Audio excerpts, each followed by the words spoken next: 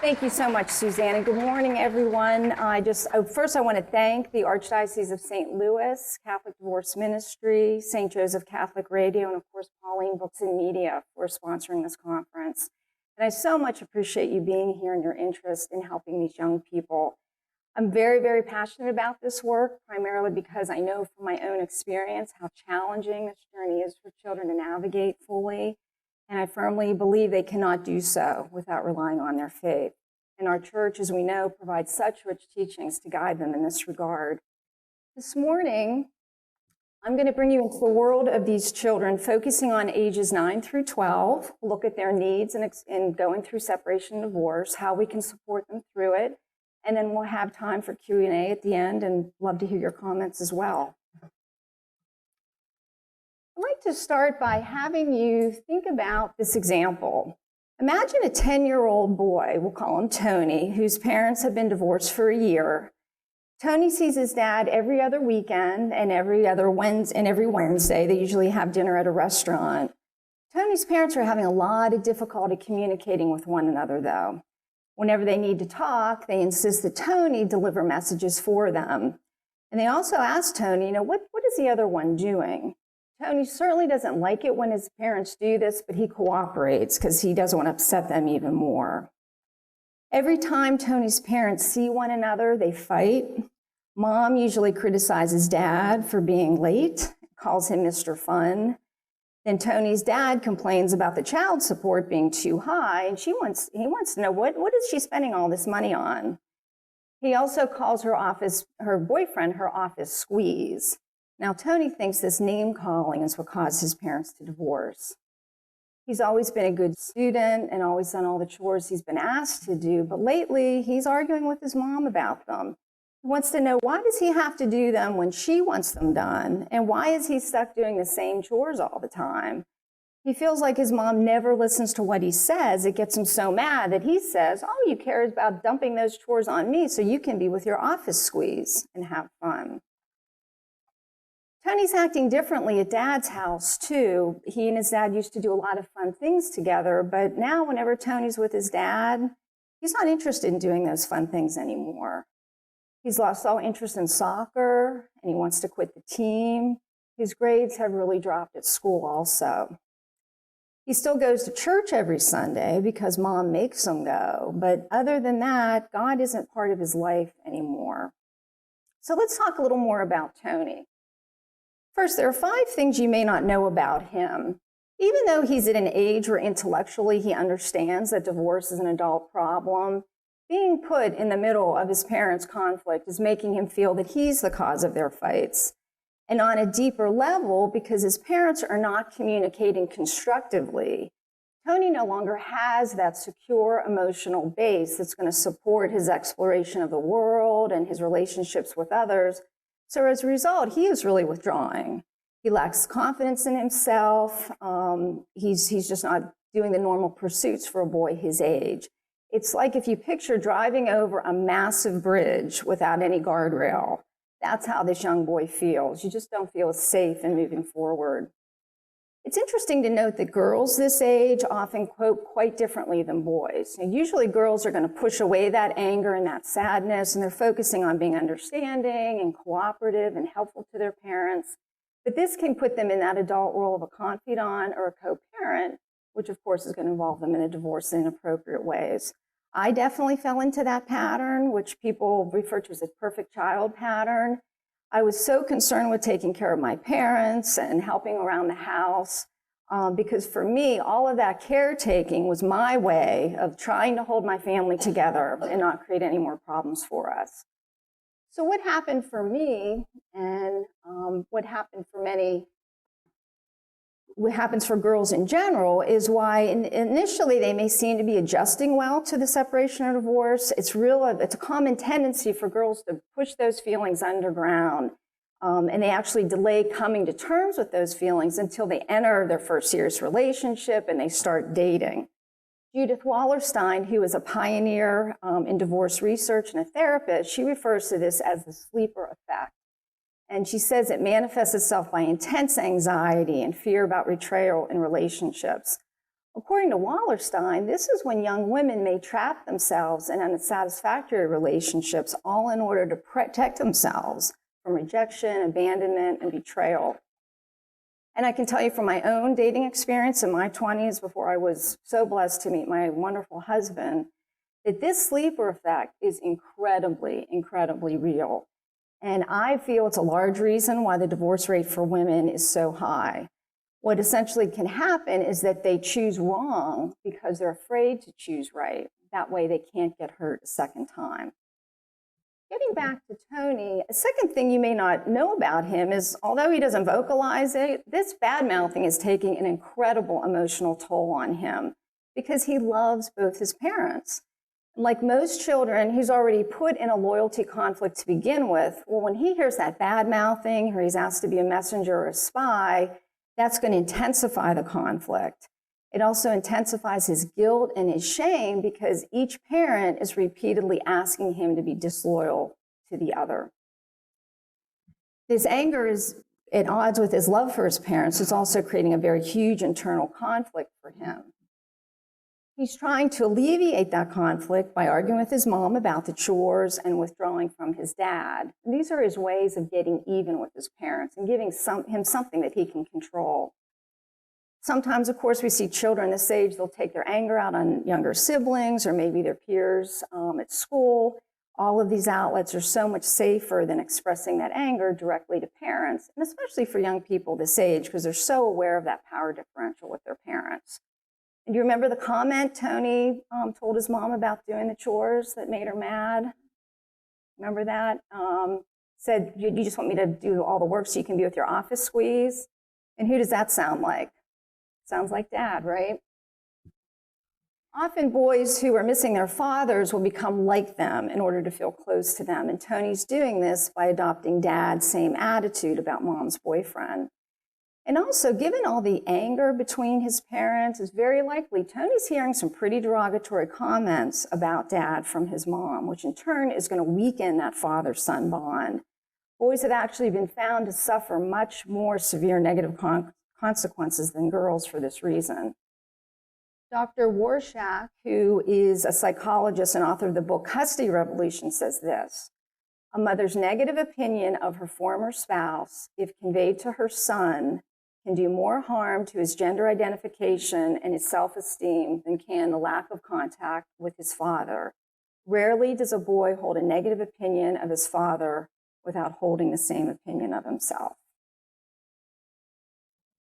Fourth, Tony's relationship with God has also weakened considerably since the divorce, even though he's still going to church on a regular basis.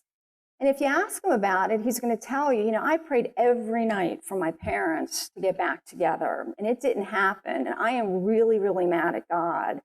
And he feels that God just no longer is trustworthy and doesn't love him anymore. For some children of divorce, viewing God as that trustworthy image provides tremendous support and comfort when their whole world has been turned upside down.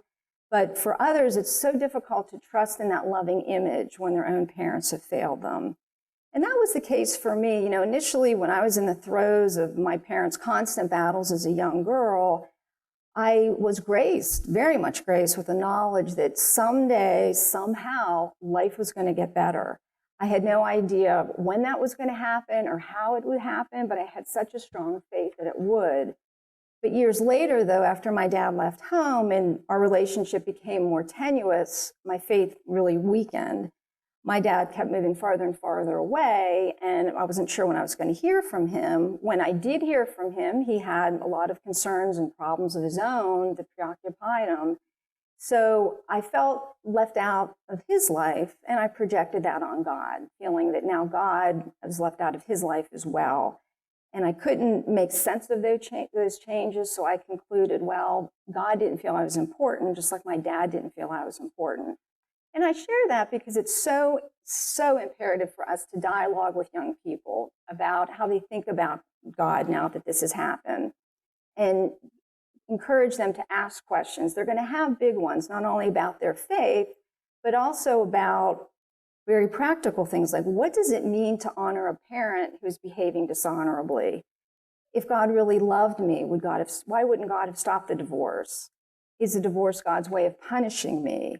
And how can something good come from the suffering? So we need to give them room to ask these questions and process them. Otherwise, they're going to become alienated from God and the church right at a time when they need this help the most. And lastly, as a 10-year-old boy, Tony's not aware of any deeper tensions between his parents. He thinks the reason that they divorced is because of the name calling. According to the Swiss psychologist Piaget, Tony's in that cognitive stage of development called concrete operational.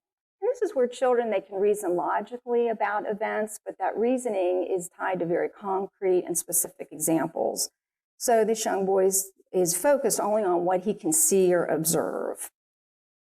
So here we have a boy who, like many children, he's overwhelmed, he's upset by his parents' divorce, has alienated himself from God, and he's not expressing his feelings in a healthy way because he doesn't know what else to do them. In the 12 years that I've worked with these young people, and from my own personal experience, I've always known that children, certainly learning coping skills and having their feelings validated are very important for them, but boy, they need so much more. They have to put this difficulty in a context of hope and meaning in order to grow from it. This is particularly necessary for children of divorce because their losses are so tricky to resolve. They generally do not experience this loss as a final one because for them, while something is lost, something is also still there. For example, a parent moves out of the home, the child may not see that parent as much, maybe the parent starts dating, or they have their own personal concerns that are very pressing for them, but the parent remains a parent. So the child is left alone to negotiate, well, what does that role now mean? Even in situations where you find the non-residential parent becoming more attentive to the child, the nature of that relationship between the parent and the child still changes and still is going to have elements of loss. Pauline Boss refers to this as ambiguous loss. And she says people cannot start grieving because the situation is indeterminate. It feels like a loss, but it isn't really one. And it's that confusion that's going to freeze the grieving process. In addition, I'm sure many of you know, divorce grief is not considered real grief in our society, right? We don't have any wakes, there are no funerals, there's no sympathy cards to comfort families involved in divorce. And if the marriage was high conflict or abusive, sometimes adults are going to disregard the child's grief even more and feel, well, the divorce was for the best. Yet even in those cases where children are afforded relief, we all know that emotional pain is still going to be there. And children will carry it for years and even decades until they're given sufficient opportunities to resolve it. I think these grief factors cannot be overestimated at all. They play a major role, I believe, in why the divorce rate is so high. Statistics from the National Research Center state that 60% of girls and 35% of boys are likely to get divorced. More recent research says that if one spouse comes from a divorced family, the couple may be up to twice as likely to divorce. If both children are from a divorced home, that can be as high as 3 times. So the sooner we can help children have opportunities to resolve the grief, the better. This is especially important because I've seen this, especially when I work as a school counselor, their defenses can get so entrenched as they get older. So what can our Catholic faith offer these young people? Well, in the 12 years actually the past several years that I've been working in this area of ministry, I've been working very, very hard to develop and publish a resource that takes our beautiful Catholic Church teachings and boils them down in a very simple way that children can understand while helping them apply those teachings to their specific situation and nurture the relationship with God. And the book is entitled When Parents Divorce or Separate, and it is the only Catholic guide that's available to help these young people. It has a variety of exercises, instruction, and vignettes, all to help children identify their feelings, process them, and learn some foundational skills. It also, every chapter is filled with opportunities for them to learn about church teachings, apply them to their own situations, and move forward. For example, chapter 1, we explore what is the meaning of the first commandment, honor your father and your mother? And what does that mean when your parent is acting terribly? In chapter 8, we look at what does the church say about free will and the redemptive value of suffering. And then in chapter 12, which is one of my favorites, we learn about the requirements for the sacrament of marriage, what divorce, the church says about divorce, and what annulment means for kids. The overall purpose is to give children this very safe place for healing and growth. They can work through the chapters individually with the help of a counselor or ideally in a group setting. Been very fortunate to have some prominent Catholic leaders endorse the book. These include Cardinal Wuerl of Washington, D.C., Cardinal George of Chicago, and the book also won a first place award from the Catholic Press Association. What parents and others often ask me, though, is, what can I do? What can I do to help my child or a student in my class? So I want to look over some practical details in this regard. First, it's so important to monitor our responses and attitudes when a child expresses upsetment and show full acceptance of their feelings. It's going to be so difficult to do when you're the parent because your child's grief can kick up your own grief in the process. So it's so important to get adequate support for yourself. It's counseling or support group. That way you can continue to have that support you need as you try to continue parenting your child in a healthy way. According to researchers, one of the best predictors of children's psychological functioning after divorce is the psychological adjustment of their residential parent and the quality of parenting provided by that parent. Getting this support is also going to reassure your child that you're going to be able to get through this. It's a very common worry for kids, especially as they get into this age. They're starting to be aware of their own vulnerability to illness, injury, and death. So they're going to be very sensitive to your vulnerabilities in this same regard. Another very, very important gift we must give children is to accept the fact that while parents get divorced, a child is never going to get divorced from their parent. That parent forever remains a part of the child and forever a parent, even in cases where that parent is completely out of the picture or a very bad parent. This fact really needs to be accepted and respected, otherwise it's going to do extraordinary damage. So it boils down to remembering, of course, your child's most important influence in your life. The way you respond to their feelings is going to determine, are they going to own that grief or are they going to push it underground where it's going to do more damage? We can show acceptance of a child's feelings simply by saying something like, this sounds very difficult for you, or I wish I could take the hurt away. Those are very helpful responses. Unhelpful ones, they're going to stifle or minimize their pain. Some examples are, well, at least your father is still alive. You should be stronger than this. You hear the difference? Very well intentioned, but it's going to give kids the message that those feelings are bad, and they in turn are bad or they're very weak for having them. And as a result, young people are going to repress their grief. Another helpful response is to name the feeling that you see. Simply notice how the child looks or their tone of voice. An example is, you look really sad, or I can hear your voice shaking. Those are such wonderful opportunities for children to explore their feelings further. You can also try restating what the child has said. For example, suppose Johnny, and I hear this a lot, very upset because, boy, every time he's with Dad brings along his girlfriend. So you could say, I hear how unhappy you are about your dad's new girlfriend. You wish he would have time with just you alone. And that's a nice example, too, because it includes a naming of the feeling. Sometimes, though, children are going to avoid talking about the separation or divorce because they're trying to defend themselves from experiencing that emotional pain. For example, when I recently asked a third grader what could he do to help himself through the divorce, he said, well, Mrs. K, I just don't want to think about it or talk about it because that's going to make my feelings hurt worse. Now, those defense mechanisms can certainly benefit children in the short run because it allows them to confront their losses in smaller doses. But once they rely on those defense mechanisms over a longer period of time, it is disastrous for children. I like to use the analogy of safety features in a car.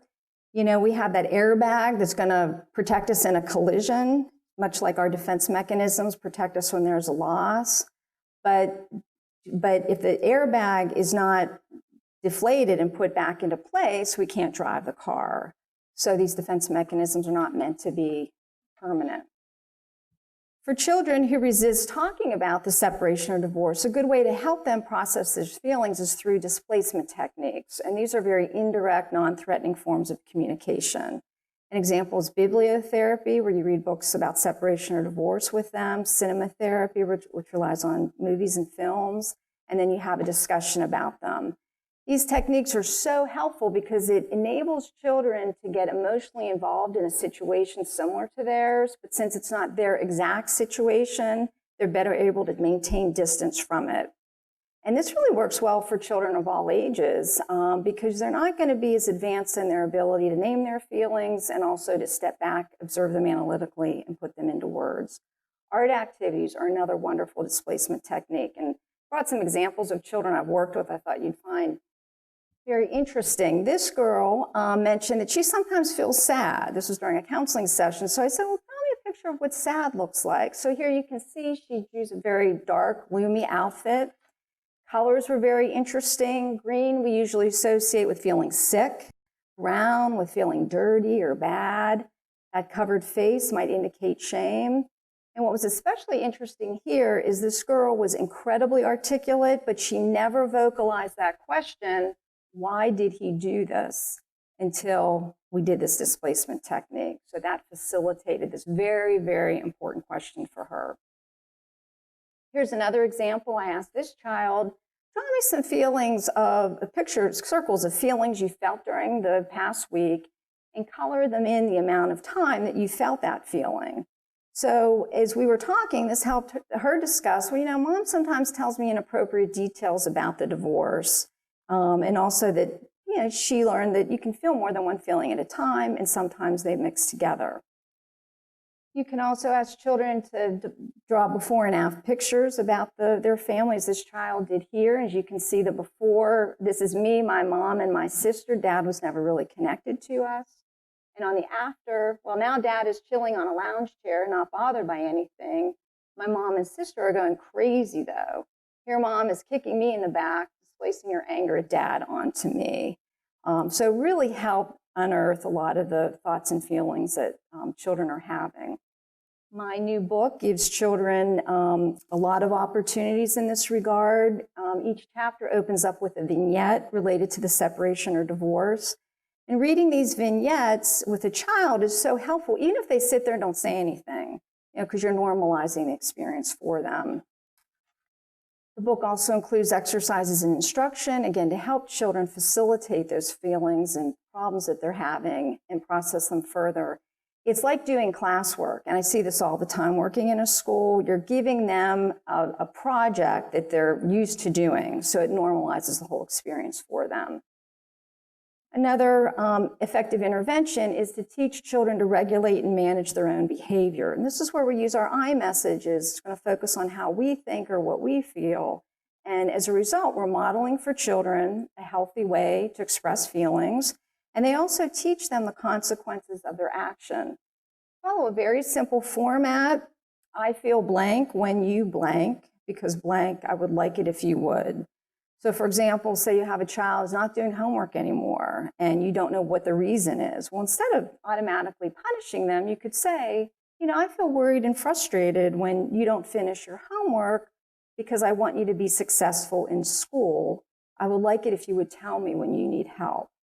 Now the child might then go on to share, well, gosh, I have to watch over my younger sibling now that my parents are out of the home and I just don't have as much time anymore to get my homework done. Well, this gives a wonderful invitation for you to reassure the child, well, you know what, this is my job to watch over your younger sibling. And let's talk about maybe how we can do our schedule, do some time management strategies to help you with that. So with this intervention, it demands a lot more time and energy, but we're putting ourselves in the child's shoes. We're going that extra mile, and it's going to have a greater likelihood of success because we're helping the child change their own behavior. Also extremely important to remember that adults, especially as parents, you're the child's most important model for appropriate behavior. So model the behavior that you expect. I see this time and time again. Children take their cues, you know, from the adults around them. And if they see us making excuses or blaming themselves, they're going to learn to do the same. So it's important to really demonstrate, how do you take responsibility for feelings? You can do this on a day-to-day basis. Simply by sharing those feelings. Again, not burdening them, not letting them see you fall apart, but simply admitting, you know, when you're sad or you're angry or you're scared, And that way children see they can admit feelings, but they don't have to overwhelm them. Young people just need this guidance so much, and they're going to be looking to us to learn how they can grieve the right way. And last intervention I'd like to address are psychoeducational or guidance group programs. And these are so incredibly beneficial because they give children a very ordered and specific way to confront the various issues affecting them with their parents' separation or divorce. They certainly don't take the place of therapy, but instead they're going to teach them coping skills, help them identify their feelings, learn ways to work through them. Groups also normalize losses for children and help them feel less alone. And it's so wonderful to see when you have a group of children together talking about the experience, how it's so cathartic for them. And what almost always happens is you're going to have one child that's extremely articulate and very in tune with what they're thinking or feeling. You have another one, not so much, but they're thinking and feeling the same things. Well, that real articulate child helps the one who's a little bit quieter process what they're going through. Groups also are invaluable because they give children that safety through numbers. This helps them tremendously, and the research shows that this helps them express themselves sooner than even individual therapy or family counseling. Research shows also that children that participate in groups, those beneficial effects are maintained over a 2-year period. Even if the separation or divorce occurred years ago, children can still benefit from a group because at every stage of development, they're going to process the loss at a higher level. My new book provides an extremely excellent, and again, the only Catholic curriculum available to help these young people. I've been using it in guidance groups myself at my school, and children have responded so well to it. And I give all the credit in the world to my wonderful publisher, because if you look through the book, the graphics are amazing in this book, and kids just love it. They take it home. They want to read ahead. It's what I've been doing my whole life. This is such a benefit to see them gravitate towards the book in that regard. It's really, really beautiful. I'm also completing a leader's guide because one of my very important interests is to develop these groups throughout dioceses across the country. And that leader's guide will have practical lesson plans and games and activities and should be available, we're hoping, by mid-February. So if that's something that you would like to take back to your parishes or Catholic schools, let me know, or the publisher know, and we'll let you know when it's available. I'd like to end with one of my very favorite quotes by Mitch Finley. It's a simple quote, but a very profound one, and I think it gives us a really helpful focus when we're working with these young people. No one grows up in a perfect family. We all have imperfect parents, irritating siblings, and peculiar aunts, uncles, and cousins.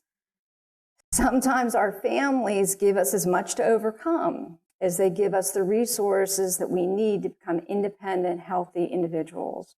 What can we say about such situations? We can say this, that even our negative experiences can help us grow up if we allow them to. We know that all things work together for good for those who love God.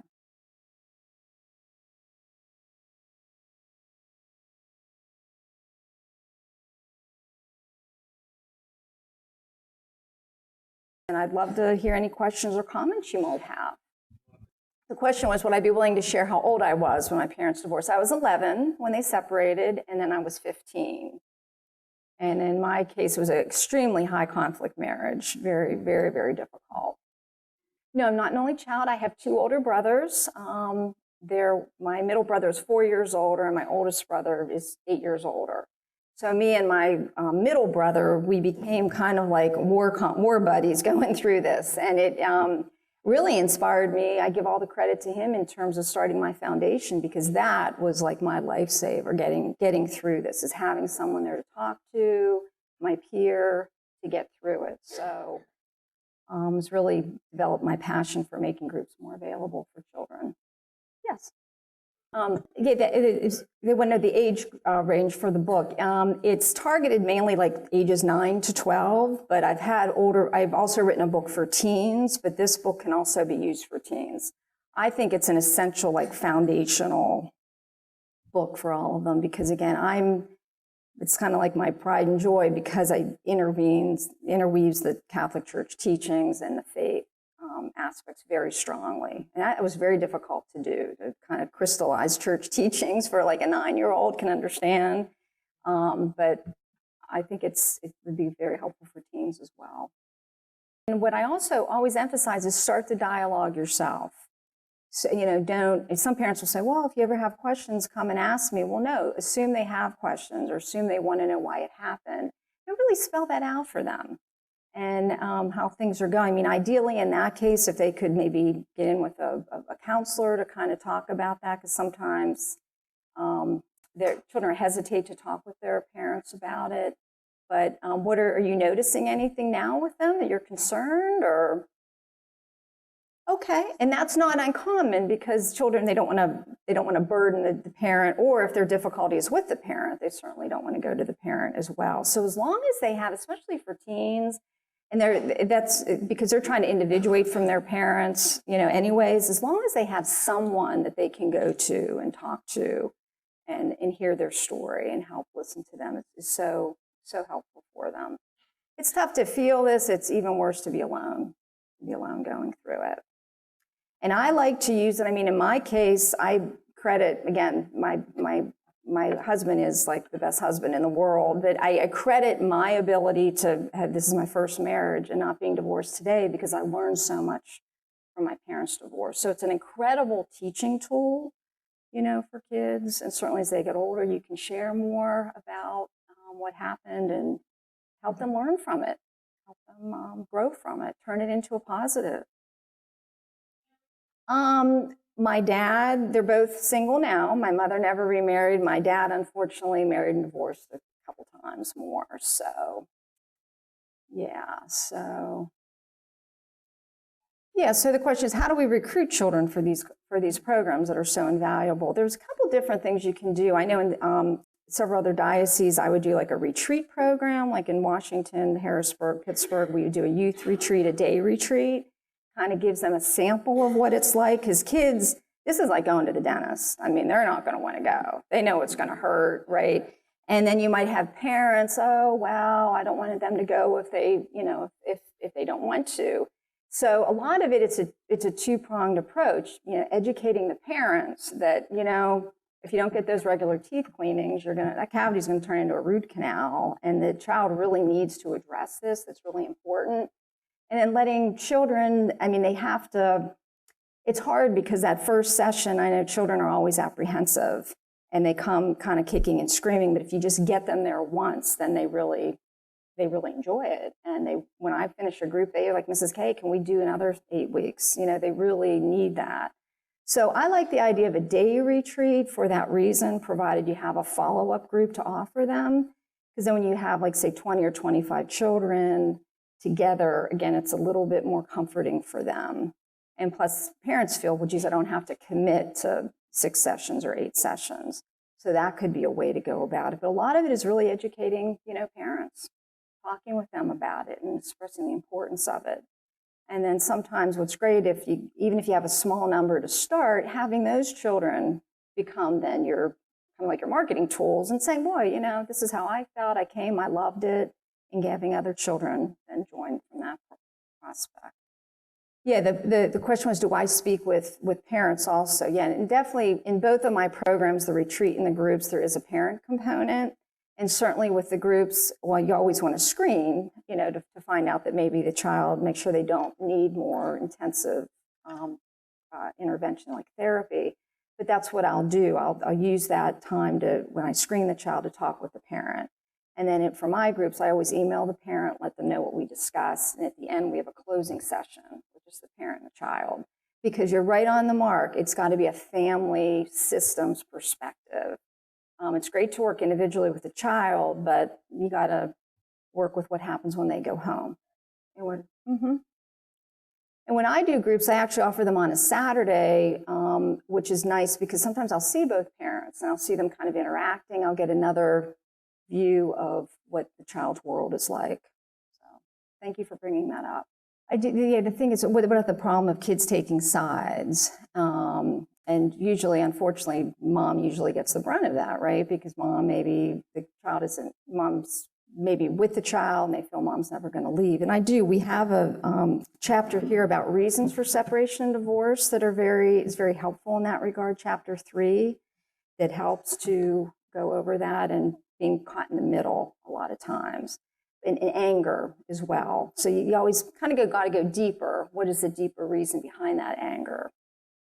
You know, what is happening that the child is having trouble, you know, they're having trouble getting to the hurt beneath it. So we do explore that in the book. You have to look at chapter 3, go into that a little bit more. So. Yeah, the only, and the question was about putting multiple losses in one group, and I technically do not like to do that because when the losses, I mean, you find it even if you have a child in a remarried stepfamily, dad's absent parent, you know, recent divorce, I mean, they compare themselves enough, and you want as many commonalities so children can identify with one another, and that's the problem kind of with death, and they're going to be reacting very differently than a child of divorce. The problems are kind of different. I'm not adverse to it. I did have a girl once in my group whose dad had died suddenly, and she was begging to still come to the group. And so she still did, and we talked about, you know, different differences in the grief that children experience. But as the group went on, she had more intense needs. I'm not closed to it, but it could be deployment, it could be incarceration. Yeah, and I do think we really have to, because if children, you can actually have harmful effects if they're with these children, they're not identifying with one another. Bringing up how even bereavement, it's the same thing you have to work through. I just think with children of divorce, it's not really recognized. The grief piece is really not talked about enough, and it's such a confusing type of a grief for them too. So. Oh, well, thank you. I can't tell you how much this means to me. Thank you. Thank you so much. Thank you. Appreciate it. I'm helpful to be here. And I do have email, and I have my website, so feel free to email me. Or, again, the Leader's Guide should be out by mid-February, so we're trying to get more groups going for children, Catholic-based groups. So anything I can help you with or share the retreats I've done, please consider me a resource. I really want to help the church in this regard. I can. Thank you. Oh, my joy. Thank you for all interested. Yes, by all means. Thank you. Thank you.